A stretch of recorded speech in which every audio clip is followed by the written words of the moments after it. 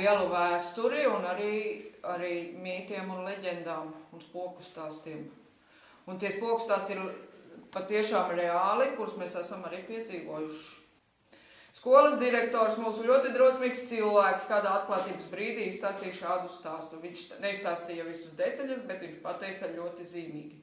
Viņš bija palicis viens šajā skolā kaut kādā vēlā vakara stundā, un tad viņš teica tādu teikumu.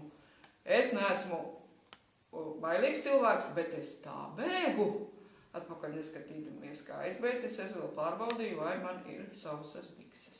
Es arī esmu redzējis spokus, jā. Vienu spoku es esmu redzējis.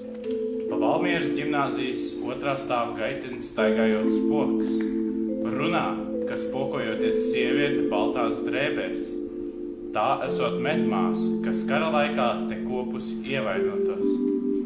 Biežāk gan naktīs nevis redzēta pati sieviete, bet dzirdēt smagi soļi.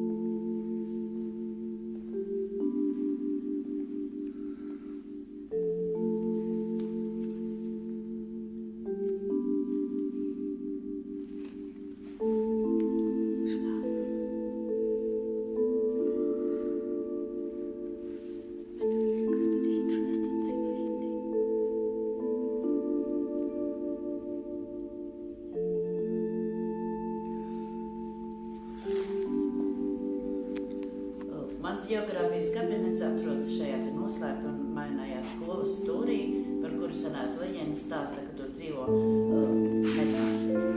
Apmēram 2-3 gadus atpakaļ skolā ievilka signalizāciju un ļoti daudzas naktis direktora miegs tika traucēts tādēļ, ka kādā no skolas telpām pēkšņi bija ieslēgusies signalizācija. Un tad, kad atnāca uz skolu, tad visa šīs reizes signalizācija darbojās geogrāfijas kabinetā, bet tagad ienāca kabinetā, tur nekā nebija.